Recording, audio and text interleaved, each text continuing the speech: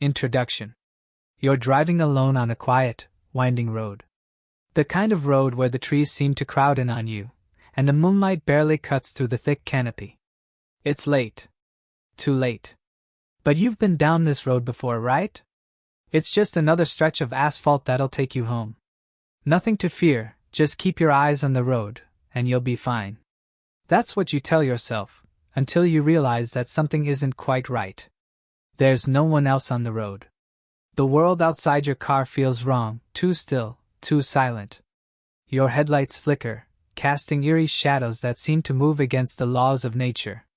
And then, in the distance, you see it, a figure standing on the side of the road, waiting for you. This isn't the first time you've seen someone standing there, but something about this time is different. This is the beginning of your nightmare. And once you take that turn onto the back roads, there's no turning back. The sun had long since set when I found myself driving down a familiar, but increasingly unnerving, stretch of road.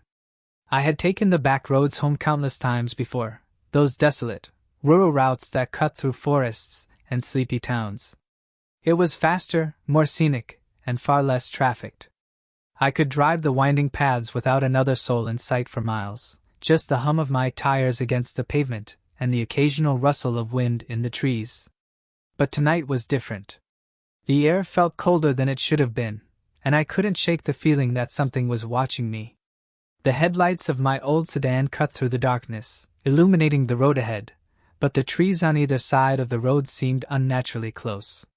Their branches reached like fingers, clawing at the night sky, casting long, twisted shadows across the road. I tried to focus on the path ahead, but my mind kept wandering, as if it was trying to avoid thinking about the growing unease that crept through me. I glanced at the rearview mirror, half expecting to see another car creeping up behind me, but the road was empty. There was no one. Not a single vehicle in sight. I exhaled slowly, trying to calm my nerves.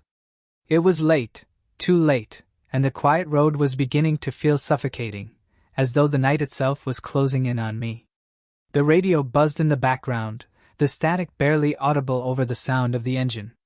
I reached over to change the station, hoping to drown out the growing tension, when my headlights suddenly flickered. It was so brief that I thought I had imagined it. But then it happened again, a quick, almost imperceptible flicker. My heart skipped a beat, and I glanced nervously at the dashboard to make sure everything was working. Everything seemed fine. But that feeling I couldn't shake, intensified. I passed the road sign that read, "Welcome to Maple Hollow," a town I didn't recognize. I must have taken a wrong turn somewhere, but I didn't recall seeing any signs for it earlier. There was a thick fog hanging low over the area now, and the trees seemed to press even closer together, blocking out what little moonlight had been filtering through the clouds. That's when I saw it. A figure standing by the side of the road. At first, I thought it was just a trick of the light, maybe a stray animal or someone out for a late-night walk. But as I drove closer, the figure became more distinct. A person. A man, standing completely still, facing away from me. His clothes were dark, almost blending into the night, and his posture was rigid, unnatural. I slowed down as I neared him, unsure of what to do. It wasn't normal to see anyone out here in the middle of nowhere. No houses, no lights, just endless trees and fog. The man didn't move, didn't acknowledge me at all. He just stood there, as if waiting for something. I should have kept driving. I should have just passed him by and gone on my way. But for some reason, my foot hovered over the brake pedal as I got closer. Something about his stillness unnerved me. I rolled down my window a little, just enough to call out, "Hey, are you okay?" No response. I stopped the car a few feet away from him, my eyes never leaving his figure. I tried to convince myself that he was just some unfortunate soul stranded on the side of the road. But as I stared at him, I noticed something strange. His head was tilted at an odd angle, almost as if he were inspecting the ground. And his hands, they were clasped behind his back, too tightly, as if holding something. I called out again, louder this time. "Do you need help?" He didn't move. Didn't even blink. I had an odd, sinking feeling deep in my stomach now, like a warning my mind couldn't fully comprehend. I was about to roll up the window and drive off when I saw something else, a flash of movement in the trees behind him. It was too quick to make out, but it definitely wasn't a bird or an animal. Something, or someone, was moving through the darkness. I couldn't take my eyes off the figure standing on the roadside, but my body screamed for me to drive away. Without thinking, I slammed my foot down on the gas pedal, and the car shot forward, leaving the figure, and whatever was behind him, in my rearview mirror. I didn't dare look back. The road ahead was empty. My hands gripped the wheel, knuckles white with tension. I drove faster now, the headlights casting long beams of light in front of me. But even as I picked up speed, the nagging feeling that something wasn't right refused to leave me. The fog seemed to get thicker, pressing against the car like a tangible presence. The eerie silence hung in the air, broken only by the sound of my engine. As I drove deeper into the back roads, I tried to convince myself that it was just my imagination running wild. That guy on the side of the road, he was probably just a hitchhiker or a wanderer. Nothing more. But then I saw the next sign. Maple Hollow, 5 miles. I hadn't seen any signs for the town before. It didn't make sense. I should have been miles from any town. What was I missing? I felt a chill crawl down my spine. That was when I realized the man wasn't the only thing wrong here. The road itself had changed. The familiar, twisting paths I had taken so many times before now seemed unfamiliar. I couldn't shake the feeling that I wasn't driving through the place I thought I knew. It was as though the back roads had shifted, pulled me into something darker, something that didn't belong. And just when I thought I could outrun it, I heard a sound. A soft tapping on the window. "Hey, you need help?" I called again, this time louder, trying to get a reaction. But still, no movement. Nothing. His form remained rigid, like a mannequin placed just off the road. I was beginning to feel an uncomfortable knot form in my stomach. This wasn't normal. Maybe he was hurt, or maybe he was just trying to hitch a ride, but the way he stood, so still, so unblinking, gave me an eerie sense that something was wrong. I reached for my phone, considering calling for assistance. Maybe I could get someone from town out here, or maybe I could ask him if he needed a ride. My eyes flicked to the rearview mirror again, just to make sure I wasn't about to be ambushed. It was a habit of mine, always checking my surroundings, but tonight, the paranoia was overwhelming. That's when I saw it. The figure's head jerked to the side, inhumanly fast. It was like a stiff, mechanical movement, too quick and too precise to be natural. And then he looked at me. His eyes were dark, lifeless, but there was something in them, something hollow, like an abyss you could fall into and never return. I froze. I couldn't look away, even though every instinct screamed at me to start the engine and drive away. "Are you okay?" I said again, but this time my voice was barely a whisper, uncertain.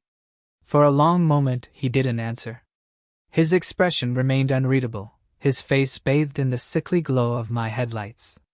Then, finally, after what felt like an eternity, he moved. He took a slow step forward, dragging his feet, like something was holding him back, something unnatural. As he moved, I realized with growing horror that he wasn't walking like a normal person. His legs didn't bend, and his movements were stiff, as though he were gliding on a layer of fog rather than walking on solid ground. My heart pounded in my chest.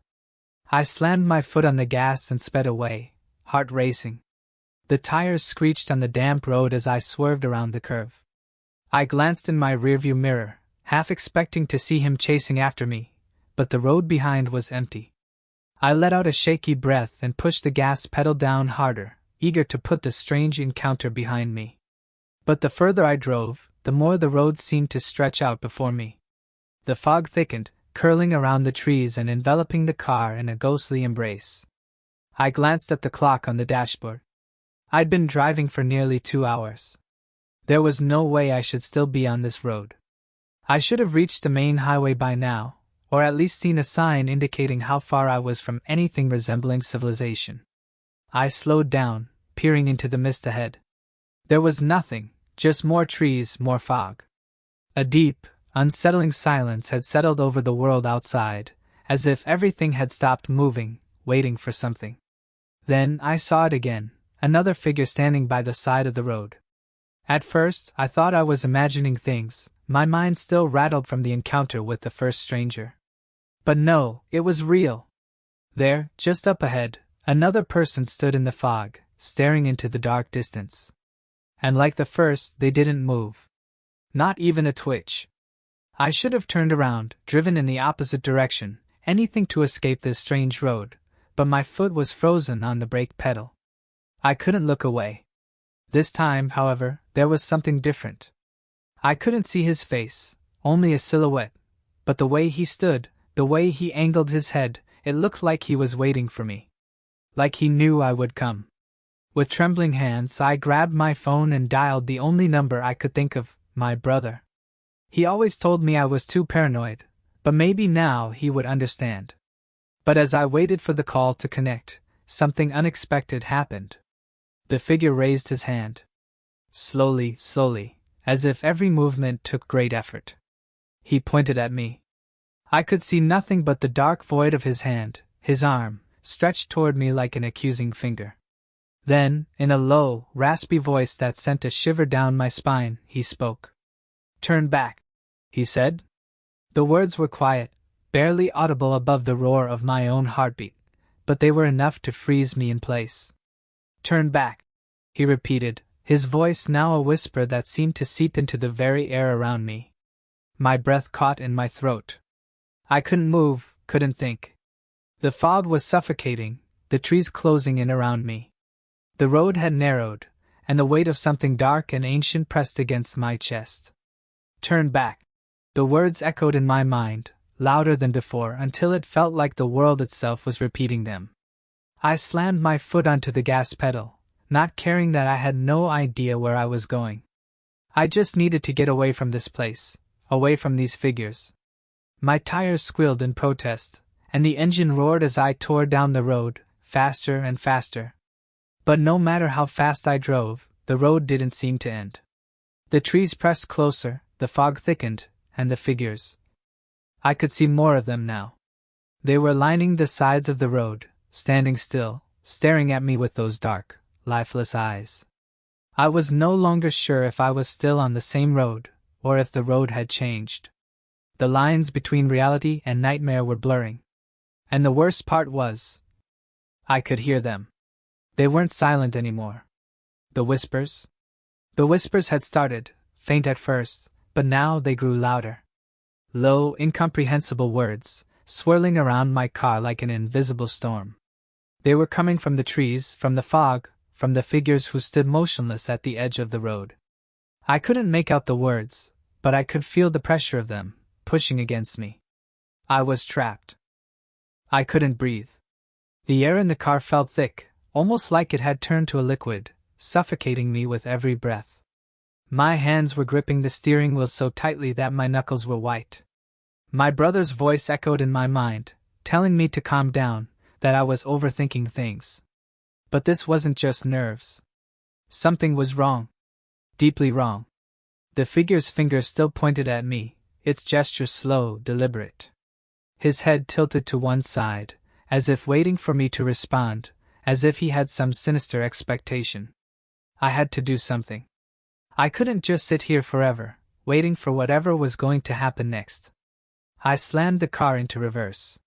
The tires spun in the wet gravel, kicking up stones and debris, and I could feel the car slipping as I backed up. My eyes never left the figure. It didn't move. It didn't even blink. It just stood there, its dark silhouette casting an unnatural shadow in the mist. I was panicking now, my mind racing for any way to escape. There had to be something, a road, a shortcut, anything that would lead me away from this nightmare. But the more I tried to retreat, the tighter the fog seemed to grow. It wasn't dissipating. It was thickening, swallowing everything in its path, including the road itself. I couldn't see anything beyond the mist. The car jerked violently, and I realized with horror that I was no longer on the road at all. My tires were slipping into the grass, veering dangerously off course. I stomped on the brake, desperate to stop the car from going any further, but it wouldn't stop. The brake didn't feel right. The pedal was soft, almost like it wasn't connected to anything. The car slid forward into the mist, and with a sickening lurch, I came to a sudden stop. I looked up, and the figure was gone. I blinked, not sure if I had imagined the whole thing, but when I looked out of the window, I realized I wasn't on any familiar road anymore. The trees loomed overhead, their branches twisted and gnarled, and the fog had grown even thicker, wrapping around the car like a living thing. I felt disoriented, like the world had shifted while I wasn't looking. I turned the ignition, but the engine sputtered and died, as if the car itself had abandoned me in this place. My heart hammered in my chest, and I quickly tried to restart the engine. Nothing. It was dead. For a long, horrible moment, I sat there, staring at the dark, impenetrable woods surrounding me. Then, in the distance, I saw another figure. My breath caught in my throat. It was standing far off, almost as if it had been waiting for me to notice it. The shape was human, but its proportions were off. Its head was far too large for its body, and its limbs seemed unnaturally long and thin. The way it moved wasn't like any person I'd ever seen. It was jerky, disjointed, as though it were being controlled by invisible strings. I wanted to scream. I wanted to run, but my body was paralyzed. I couldn't even bring myself to open the door. I couldn't move. The figure was getting closer, its long, skeletal arms outstretched toward me, as if it wanted to touch me. But I couldn't let it. I had to get out of there. But the moment I reached for the door handle, the car's interior light flickered on. I froze. The light didn't come from the usual bulb near the ceiling. This light was coming from the back seat, where the darkness was too thick to see. I twisted my head, dreading what I might find. And then I saw it. A face. Pale, almost transparent, staring at me from the back seat. It was an old woman, her skin stretched tight against the bone, her eyes wide and unblinking.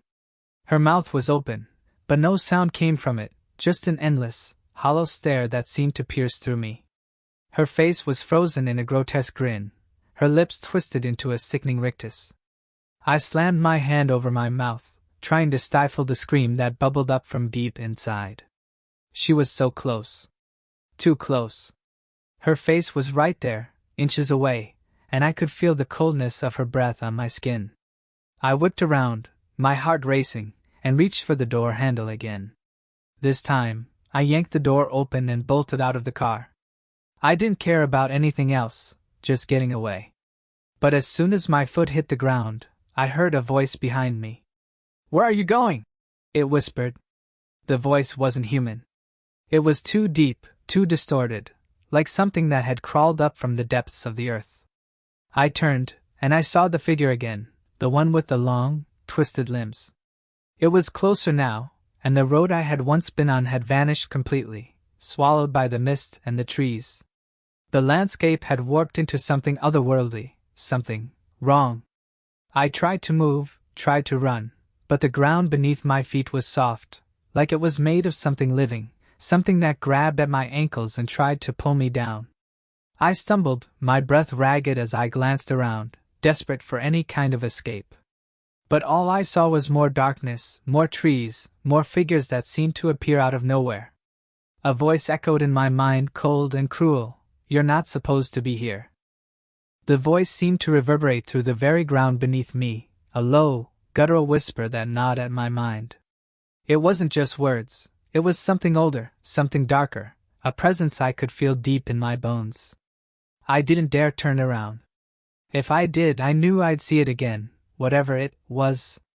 But my body was already moving, stumbling, desperate to get away from that thing in the car, that thing in the mist. I ran blindly, my breath ragged, my feet slipping in the wet grass, tripping over roots and rocks hidden in the shadows. The fog was so thick now that I couldn't even see my own hands in front of me. The night swallowed me whole, the world around me reduced to a dark, suffocating void. The trees stretched upward like silent sentinels, their bark twisted and gnarled, their limbs reaching toward me like the hands of the dead. I didn't know how far I had run or how long I had been running for. Time seemed to warp in this place, dragging itself on with no sense of urgency. I could feel my muscles burning, my legs aching, but I couldn't stop. I couldn't afford to stop. And then I heard it again. The whisper. It was closer now. Turn around. It was soft at first, like the wind rustling the leaves, but then it grew louder. A low hiss, like something in the shadows was beckoning me closer. I could feel the weight of its presence behind me, like a cold breath on the back of my neck, the hairs on my arms standing on end. I quickened my pace, pushing myself forward, but it was like the world itself was fighting me. The ground became uneven, the fog thicker, as though it was pulling me back. Suddenly I hit something. Something solid. I stumbled backward, my hands grasping at the air, trying to steady myself. I blinked hard, struggling to focus. In the dense mist, I could barely make out the shape of a wooden sign. My heart skipped a beat when I saw the words etched into the rotting wood.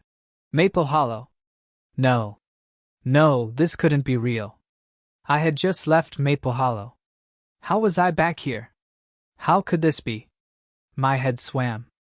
I felt dizzy, nauseous, as though the very earth beneath me was shifting, warping.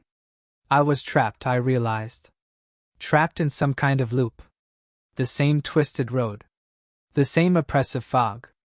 The same sinister presence. I turned around again, my breath catching in my throat.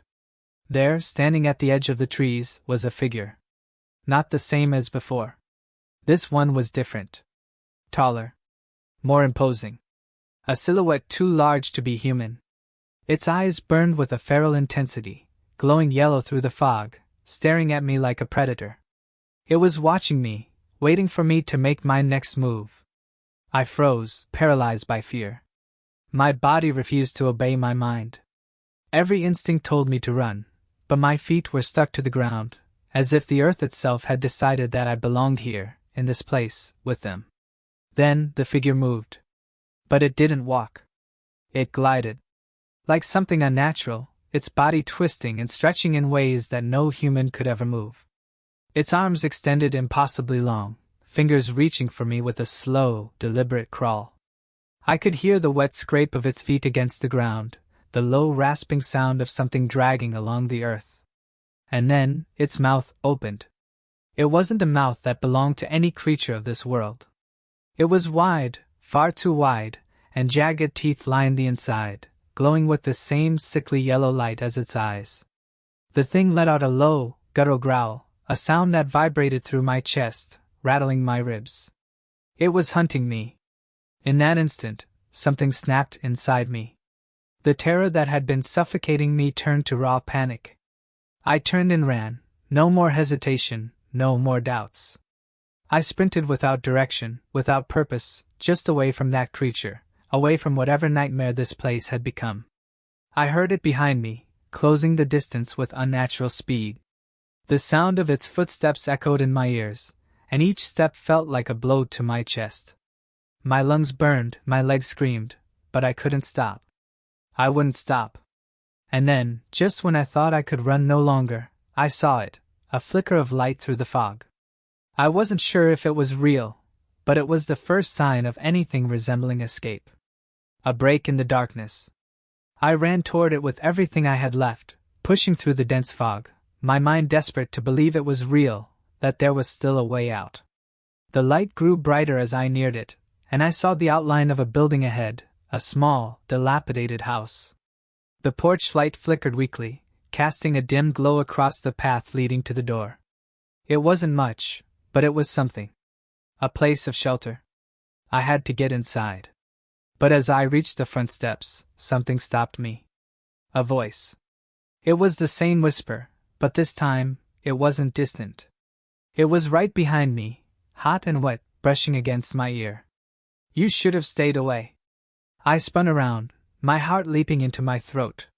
The creature was there, standing in the shadows, just out of the light. Its form shifted in the darkness, a black mass of limbs and eyes, watching me with that terrible, knowing gaze. My breath caught. It was too late. I had no escape. I turned back toward the door of the house, my fingers trembling as I reached for the handle. The old wood creaked under my touch, and for a split second, I thought it might be locked. But then, it swung open, revealing nothing but darkness inside. I didn't care. I pushed through, stumbling into the unknown, my body moving on instinct, desperate to escape the thing that had been following me. But as soon as I stepped inside, the door slammed shut behind me. The house was silent, too silent. The kind of silence that presses in on you, fills your ears until it's all you can hear. The air was cold, stale, like it hadn't been disturbed in years. Dust covered every surface, and the only light came from the faint glow of the porch outside, seeping in through cracks in the walls. I turned around, my heart racing. The door was gone. Just a wall where it had been, as if the house itself had swallowed it up. And then I heard it. A laugh. It was soft at first, like a whisper, but it grew louder, more distinct. A low, mocking sound coming from deep within the house. The walls themselves seemed to vibrate with the laughter, each note seeping into my very bones. The voice returned, but this time, it wasn't just a whisper. It was clear. Direct. "You never left," it said. "You've always been here." I felt a cold rush of panic surge through me. The world around me seemed to warp, the house stretching and bending like it was alive. The walls closed in, the floor buckled beneath me, and I realized, with a sickening dread, that I was never meant to leave this place. The back roads had no end. And now, either did I.